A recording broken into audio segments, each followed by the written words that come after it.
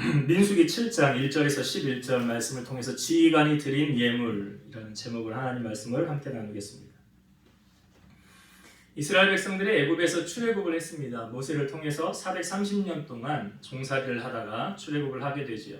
출애굽한 이스라엘 백성들이 광야길을 갈 때에 그 이스라엘 공동체를 향하여 성경은 광야 교회다라고 말합니다. 그러니까 광야에 움직이는 교회였습니다. 이들의 진행은 어떻게 되었습니까? 하나님께서 구름 기둥으로 그들의 가는 걸음을 인도하셔서 구름이 뜨면 진행하고 구름이 내려 앉아 있으면 그곳에 머물러야 했습니다.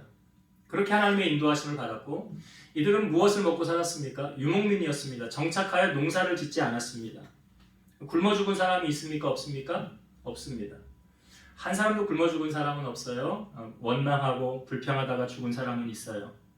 왜 굶어 죽지 않았습니까? 하나님께서 하늘에서 만나를 내려주셨습니다. 메추라기도 주셔서 고기도 질리도록 하나님 먹게 해주셨습니다. 그래서 성경은 우리에게 무엇을 입을까 먹을까 마실까 염려하지 말라 이는 이방인들이 하는 거라고 그래서 하나님 자녀가 하는 것이 아니라고 그랬습니다. 출애굽한 이스라엘 백성을 먹이셨던 것처럼 오늘날 우리가 광야 생활하는 우리들에게도 하나님이 먹을 것, 입을 것, 마실 것을 책임져 주신다는 약속의 말씀이죠. 오늘 본문에 보면 이스라엘의 지휘관들이 하나님 앞에 예물을 드리는 일이 우리에게 보여주고 있습니다. 그들이 그러니까 12지파의 지휘관들이 하나님 앞에 봉헌물을 드립니다. 누가 시켜서 한 건 아니에요. 어떤 것을 드렸습니까? 자, 3절을 다시 한번 보겠습니다. 3절 그들이 여호와께 드린 헌물은 덮개 있는 수레 6대와 소 12마리이니 지휘관 2사람의 수레가 하나씩이요 지휘관 1사람의 소가 1마리씩이라 그것들을 장막 앞에 드린지라. 그러니까 어떻게 드린 거냐면 12지파잖아요. 그러니까 한 지파의 두목이 한 사람이 소 1마리를 드리고 그 다음에 2사람이 수레 하나를 하나님 앞에 드렸더라. 그래서 수레는 몇 개예요? 6개. 소는 몇 마리예요? 12마리. 이들이 이 지휘관들은 각 지파의 우두머리를 말하는 거예요. 가장 수장을 말하는 거죠. 이들이 지금 누가 시켜서 하나님 앞에 헌물을 드린 것이 아닙니다. 이거는 자원에서 이렇게 하나님 앞에 지금 이들이 헌신을 보여주고 있어요. 여러분 신앙생활을 할 때 보면 먼저 예수를 믿는 사람은 먼저 된 자예요. 나중 예수를 믿은 사람은 나중 된 자예요. 그래서 신앙생활은 가만히 보면 먼저 하는 사람이 어떻게 하는가 보고 나중 온 사람들이 먼저 하는 것을 보고 따라하는 경우가 많습니다. 그렇게 보면은 그렇게 알아가는 것을 볼 수 있어요. 그러니까 먼저 믿은 사람들이 그 신앙의 선배들이 이럴 땐 이렇게 하는구나 저럴 땐 저렇게 하는구나 라는 것을 나중에 신앙생활하는 사람들이 보고 따라하는 거죠. 그래서 먼저 신앙을 체계적으로 잘 배운 사람에게 신앙을 배우면 그 사람의 신앙이 아주 이쁘고 건강하게 잘 자랄 것입니다. 그러나 대충 신앙생활하는 사람에게서 신앙생활을 배우면 그 사람도 더불어 대충 신앙생활하게 된다는 것입니다. 부모가 예수님을 사랑하고 교회를 사랑하고 열심히 신앙생활하는 모습을 자녀가 본다면 그 자녀는 부모가 하는 것을 유심히 보고 있다가 그대로 따라할 것입니다. 그러나 부모가 열심히 하는 모습이 아닌 형식적인 신앙생활을 한다면 그 자녀 또한 형식적으로 신앙생활하게 될지 모릅니다. 그렇기 때문에 먼저 된 자들이 어떤 모습을 보이느냐 참 중요합니다. 여러분 그 교회의 수준은 누가 만들까요? 되게 보면 담임 목사님이 그 교회 수준을 만드는 것 같지만 사실 그렇진 않아요. 교회의 수준은 성도가 만드는 것입니다. 먼저 믿는 자들이 그 교회의 수준을 결정합니다. 그 교회의 전통은 누가 만듭니까? 먼저 믿는 자들의 교인들이 그 교회의 전통을 만들어가는 거예요. 먼저 믿는 자로서 어떤 모습을 보이느냐에 따라 그 교회의 가치가 만들어지고 더불어 그 교회가 건강한 교회인가, 은혜가 넘치는 교회인가, 사랑이 넘치는 교회인가를 결정짓는 중요한 요소가 된다는 사실이에요. 우리는 오늘 예수를 믿은 지가 얼마나 됐습니까? 이미 예수님을 믿고 있다면 그 사람이 먼저 된 자예요. 아직 주를 모르는 자들이 있고 믿어야 될 자들이 있습니다. 이런 자들은 우리 뒤에 바톤을 이어받아 나오게 될 나중된 사람들이라는 것입니다. 그래서 먼저 된 자들이 어떠한 모습을 보이느냐 상당히 중요하죠. 먼저 된 자들을 향하여 베드로전서 4장 11절 이렇게 하라라고 말하고 있어요. 만일 누가 말하려면 하나님의 말씀을 하는 것 같이 하고 누가 봉사하려면 하나님이 공급하시는 힘으로 하는 것 같이 하라. 이는 범사의 예수 그리스도로 말미암아 하나님이 영광을 받으시게 하려 함이니 그에게 영광과 권능이 세세에 무궁하도록 있느니라. 아멘. 누가 말하려면 어떻게 하래요? 어떻게? 방금 읽어줬는데 생각을 못하시면 어떻게 합니까? 누가 말하려면 하나님 말씀을 하는 것 같이 하고 누가 봉사하려면 하나님이 공급하시는 힘으로 하는 것 같이 하라. 그러니까 여기에 다 포함되어져 있어요. 말할 때 내가 어떻게 말하느냐. 하나님처럼 말씀하라고 하는데 내가 정말 그렇게 하는가. 너희 안에 이 마음을 품으라고. 예수님 마음이죠. 예수님의 마음을 품으면 우리가 예수님이 우리 안에 계시기 때문에 내가 말을 할 때 누구처럼 말을 하게 돼요? 응? 내 안에 계신 누구? 예수님이 내 안에 계신 누구 있어요? 예수님처럼 말하게 되겠잖아요. 예. 내가 섬길 때도 어떻게 우리가 오전에 말씀을 나눌 때 예수님 십자가 지시기 전에 12제자 모아놓고 뭐 하셨다고 그랬어요? 세족씩 발 닦아주는 거. 그건 원래 누가 하는 거라고요? 하인들이 하는 거예요. 그래서 예수님이 제자들은 서로 높아지려고 내가 예수님 옆자리에 앉을 거야, 내가 앉을 거야. 하물며 세베대와 야고보와 요한의 어머니 예수님에게 와서 예수님 좌우 옆에 내 두 아들 앉혀주세요. 근데 그걸 또 제자들이 시기하잖아요. 시기했어요. 싫어했어요. 그러니까 예수님이 교통정리 딱 해주잖아요. 너희가 높임을 받길 원하느냐? 그럼 섬기는 자가 되라. 너희가 으뜸이 되길 원하느냐? 그러면 종이 되라. 인자가 온 것은 섬김을 받으려 함이 아니라 섬기려 하고 나의 목숨을 많은 사람의 대속물로 주려 함이니라. 예수님의 가르침은 세상의 원리와 거꾸로 가는 것을 주님이 우리에게 가르쳐 주셨어요. 오늘 우리가 이 땅에 발을 디디고 살아가면서 어떠한 모습을 내가 다른 사람에게 보이느냐 비춰주느냐 참 중요합니다. 그런 의미에서 오늘 지휘관된 12사람은 먼저 본을 보이는 거예요. 본을 보이는, 남이야 어떻게 하든 말든 그 사람들이 중요한 게 아니라 내가 어떠한 영향력을 줄 수 있는 그런 사람의 위치에 그런 모습을 보여주느냐. 지금 지휘관들이 그런 거거든요. 참 아름다운 모습을 이들이 보여주고 있다. 참 아름다운 모습. 그래서 우리도 하나님 앞에서 또는 사람 앞에서 참 이왕이면 인정받는 사람이 되어야 돼요. 이왕이면 하나님께 인정받는 사람, 또 사람들에게 인정받는 사람, 그런 사람이 되어야 된다. 그러니까 이게 지금 솔선수범해서 누가 시켜서 한 거 아니에요? 자원하는 마음으로 이렇게 행하였더라. 자, 이 사람들이 이제 소 한 마리씩 하고 두 사람이 하나씩 수레 하나씩을 이제 드립니다. 그리고 나서 이제 하나님이 모세에게 말씀하시는 거예요. 자, 이걸 어떻게 하라고 하십니까? 자, 4절과 5절을 보겠습니다. 여호와께서 모세에게 말씀하여 이르시되 그것을 그들에게서 받아 레위인에게 주어 각각 직임대로 회막 봉사에 쓰게 할지니라. 소 12마리와 그 수레 6개를 레위인에게 주어서 그것으로 뭘 하게 한대요? 회막 봉사에 쓰게 하라. 그러니까 지금 이 지휘관들이 드리는 이 소와 이 수레는 뭐 오늘날로 말하면 예물로 포함될 수 있겠죠. 예물. 그러니까 지금 하나님의 일을 위해 봉헌된 예물은 하나님의 일을 위하여 써야 한다. 하나님의 나라를 위해서 드린 것은 하나님을 위해 써야 된다. 지금 세상의 교회들이 손가락질 많이 당하는 이유, 많이 그 영광이 땅에 떨어진 이유, 왜 그렇습니까? 옳지 않은 모습을 세상 사람들에게 보이기 때문에 그래요. 좋은 모습을 보인다면 그들이 교회를 향하여 손가락질하지 않겠죠. 사람들이 돈을 쓰는 것을 보면 그 사람의 마음이 보여집니다. 느껴집니다. 가계부를 쓰는 분들은 가계부를 쓰고 나면 이 돈의 흐름이 어디에 많이 지출이 됐는지 보이잖아요.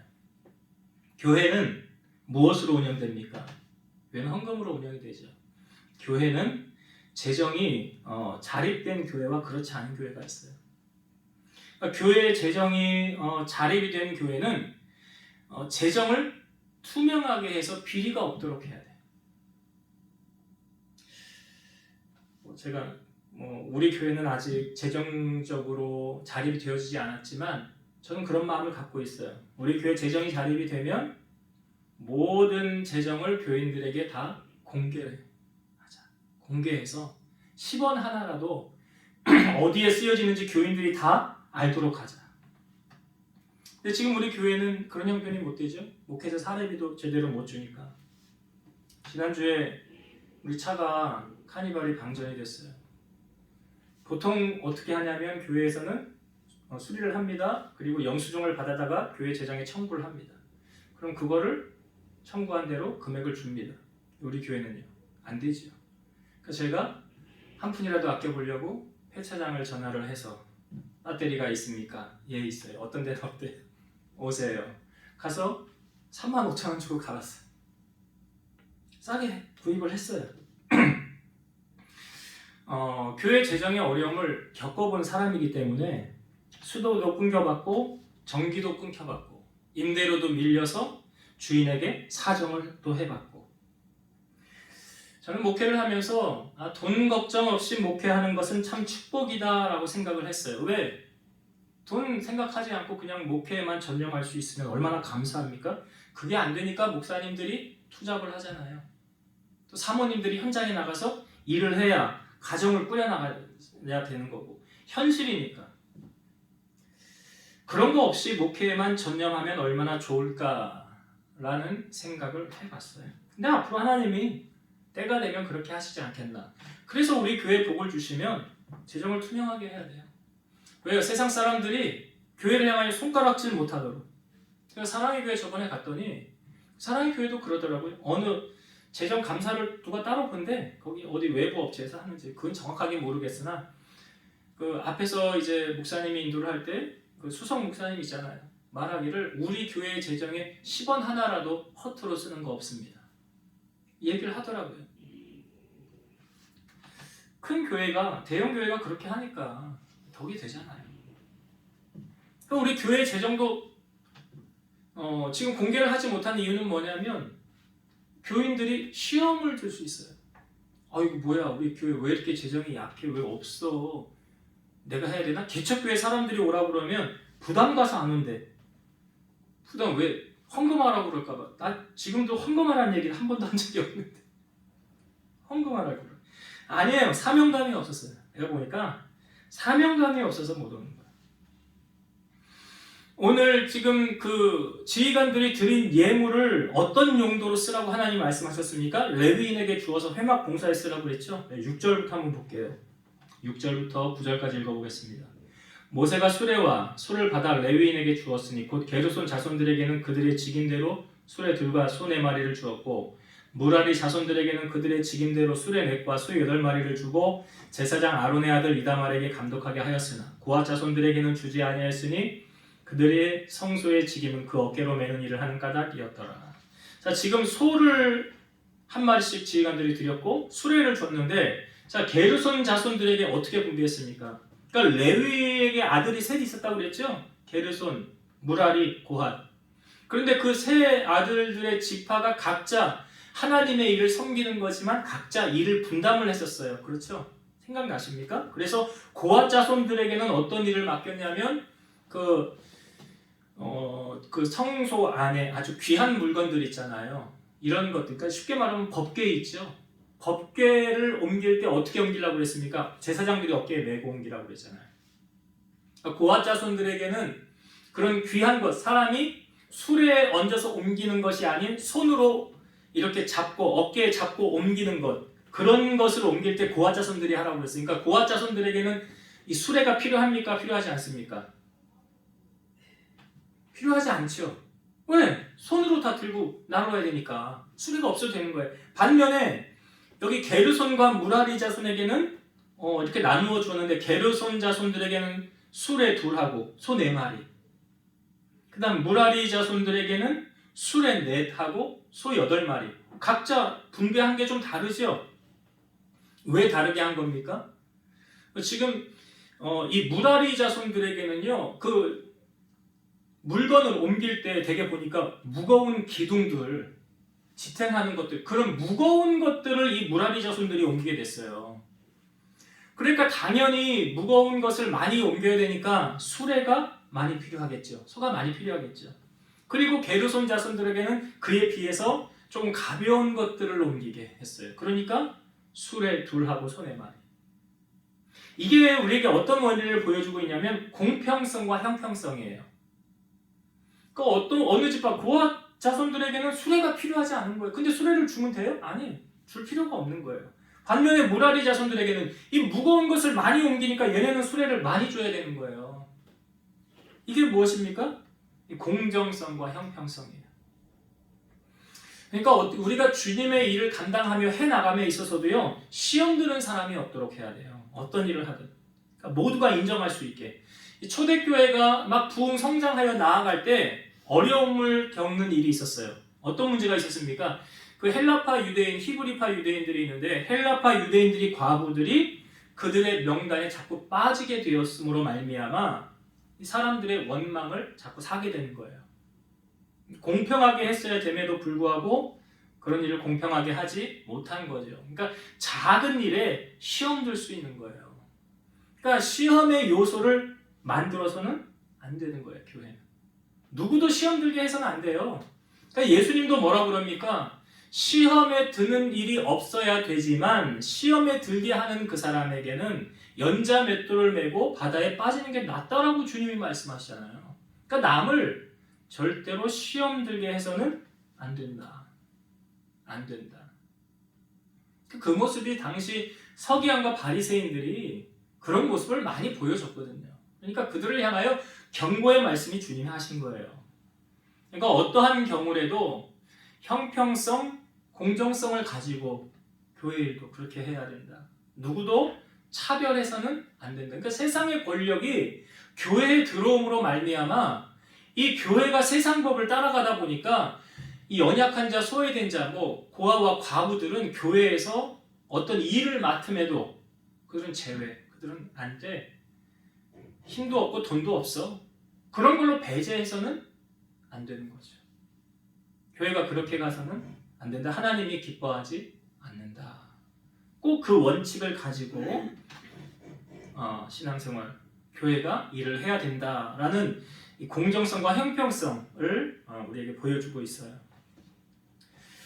그리고 한 가지만 더 말씀을 나누고 마칠게요. 11절에 우리가 마지막 절에 보니까 여호와께서 모세에게 이르시되 지휘관들은 하루 한 사람씩 제단에 봉헌물을 드릴지니라 하셨더라. 자, 지휘관들이 지금 하나님 앞에 소 1마리하고 2사람에 하나씩 이제 수레를 드렸다고 했잖아요. 그러니까 12지파니까 이 12지파가 어떤 방법으로 하나님 앞에 봉헌물을 드렸느냐? 하나님이 어떻게 하라고 말씀하십니까? 하루 한 사람씩 제단에 봉헌물을 드릴지니라.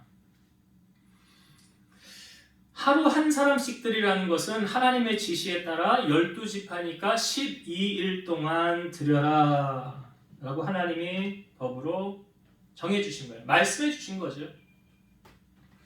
우리가 하나님께 예물을 드릴 때도 내 의미대로 하는 것이 아닌 하나님의 방법대로 해야 되는 거예요.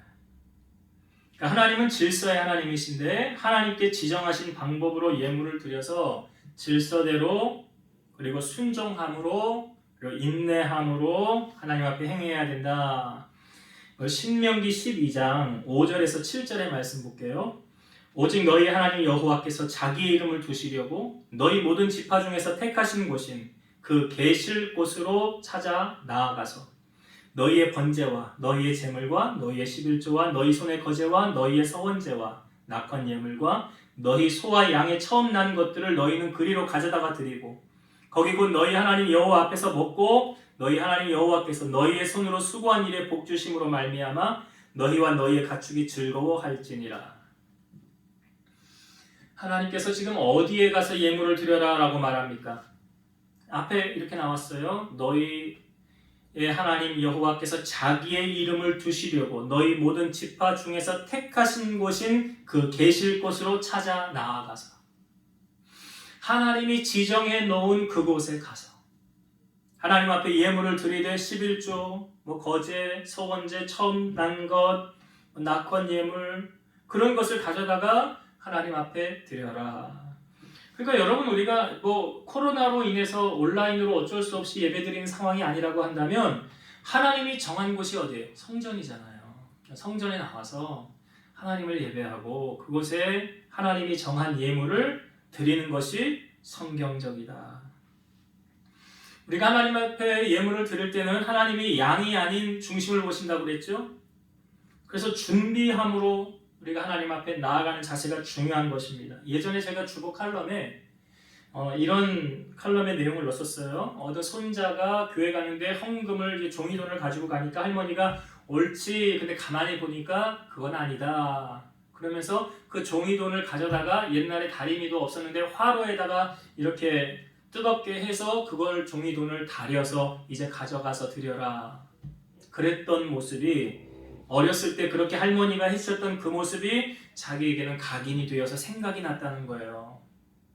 아니 그냥 드려도 똑같은 돈인데 굳이나 다려서까지 그렇게 드려야 되는가 라고 말할 수 있을지 모르지만 거기에는 정성이 담긴 거죠. 하나님 앞에 처음 예배를 드렸던 가인과 아벨이 있습니다. 가인도 예배를 드렸고 아벨도 예배를 드렸어. 예배를 드리면서 제물도 하나님 앞에 드렸어요. 그런데 가인이 드렸던 제사와 그 예물을 하나님이 연락하지 않으시고 아벨이 드렸던 제사와 예물을 하나님이 연락하셨어요. 그 차이가 뭔지 아십니까? 히브리서 11장 4절 믿음으로 아벨은 가인보다 더 나은 제사를 하나님께 드림으로 의로운 자라 하시는 증거를 얻었으니 하나님이 그 예물에 대하여 증언하심이라. 그가 죽었으나 그 믿음으로서 지금도 말하느니라.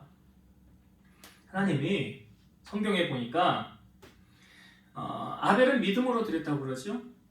그거에 대한 증거를 하나님이 그 예물에 대하여 증언하십니다. 믿음으로 드린 그 사람의 제물을 그 예배를 하나님 받으셨지만 형식적으로 행한 그 사람의 예배는 하나님이 받지 않으셨더라. 오늘 우리는 하나님 앞에 예배자의 모습으로 나아갈 때 어떤 중심과 어떤 자세로 내가 하나님을 예배하고 있는지 그 중심을 하나님 너무나 잘 아시죠.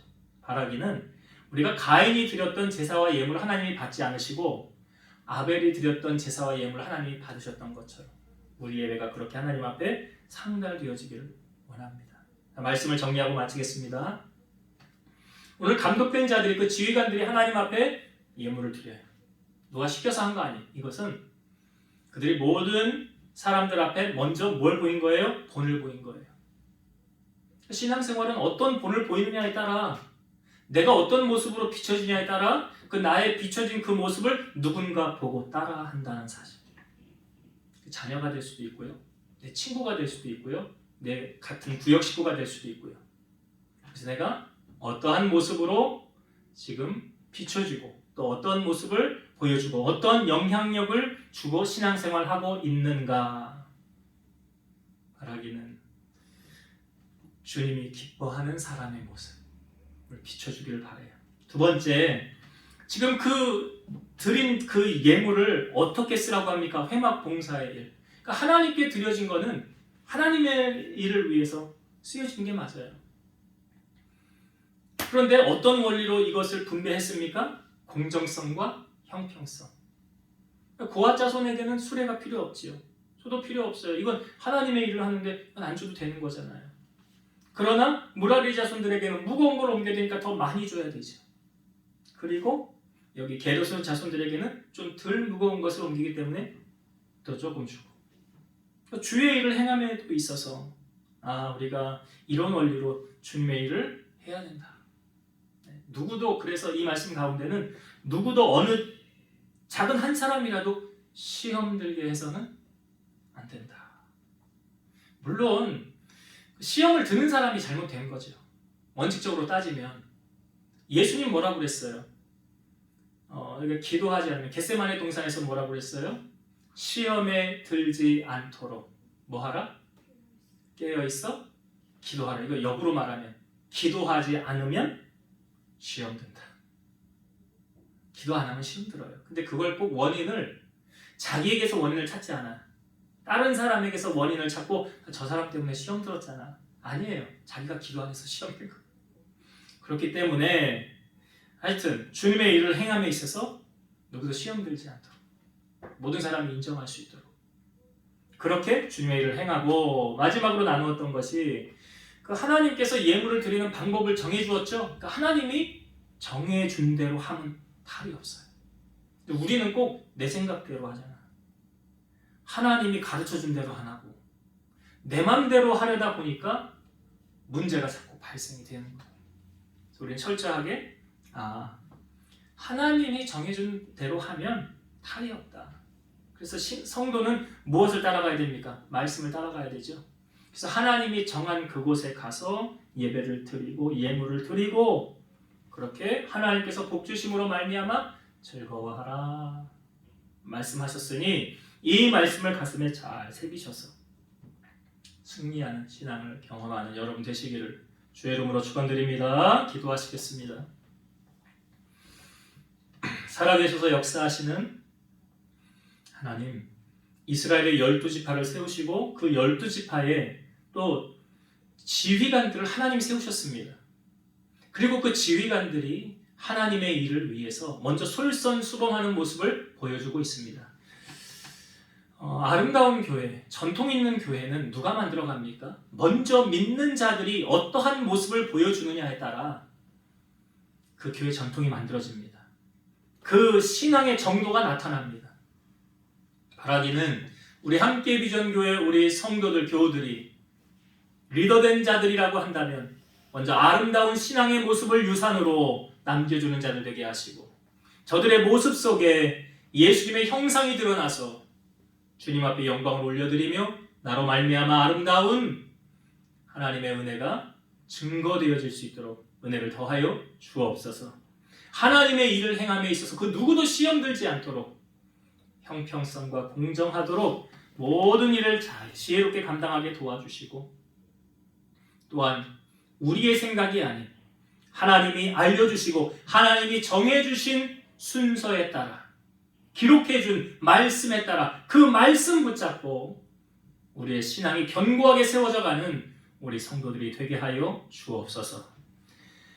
이제는 우리를 모든 죄악 가운데서 구속하신 예수 그리스도의 은혜와 하나님의 사랑하심과 성령님의 내주, 교통, 인도, 역사 충만케 하심이 사랑하는 성도들 머리 위에 저들의 가정 위에 제단과 나라와 민족 위에 이제로부터 영원토록 함께 있을지어다. 아멘.